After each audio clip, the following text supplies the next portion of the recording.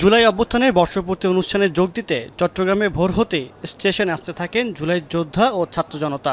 সকাল 7:30টায় তাদের নিয়ে ছেড়ে যায় 16 বগির বিশেষ ট্রেন।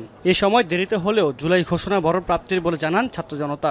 বিশেষ ট্রেনের কারণে দেখা যাচ্ছে আমরা যারা জুলাই যোদ্ধারা একে অপরের সাথে অনেকদিন ধরে আমরা ডিসকানেক্টেড, আমরা আজকে আমাদের একটা রিইউনিয়ন হয়ে যাচ্ছে।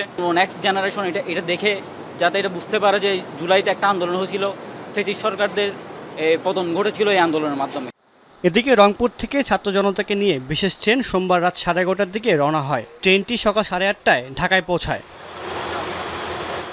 সিলেটে ভোর 5টায় রওনা দেয় জুলাই যোদ্ধাদের বহন করা বিশেষ ট্রেনটি, যা দুপুর 1টায় ঢাকায় পৌঁছায়। জুলাই যোদ্ধা ও ছাত্র জনতাকে নিয়ে সকাল 10:30টায় নারায়ণগঞ্জ রেল স্টেশন থেকে 10টি কোচ নিয়ে যাত্রা শুরু করে স্পেশাল ট্রেনটি ঢাকায় পৌঁছায় বেলা 11:30টায়। এদিকে নরসিংদীতে জুলাই যোদ্ধাদের নিয়ে বেলা 1টার দিকে ঢাকার উদ্দেশ্যে ছেড়ে যায় 12 কোচের স্পেশাল ট্রেনটি। জুলাই ঘোষণাপত্র অনুষ্ঠানে যোগ দিতে পেরে খুশি জুলাই যোদ্ধারা।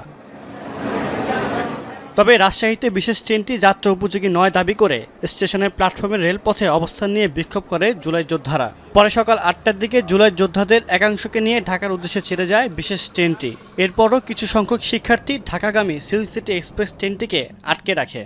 পরিত্যক্ত যে বগিগুলা, সেই বগিগুলা নিয়ে এসে এখানে হচ্ছে যে একসাথে করছে, করে সেই ট্রেনটা এখানে দিয়ে দিছে আমাদের যাওয়ার জন্য। প্রত্যেকটা বগি প্রায় আপনার অকেজো, যেগুলো পড়েছিল সেগুলা নিয়ে এসে এখানে যোগ দেওয়া হয়েছে। পরে রেল কর্তৃপক্ষের আশ্বাসে বেলা 8টা 15 মিনিটে বাকি জুলাই যোদ্ধাদের নিয়ে ছেড়ে যায় সিল্ক সিটি এক্সপ্রেস।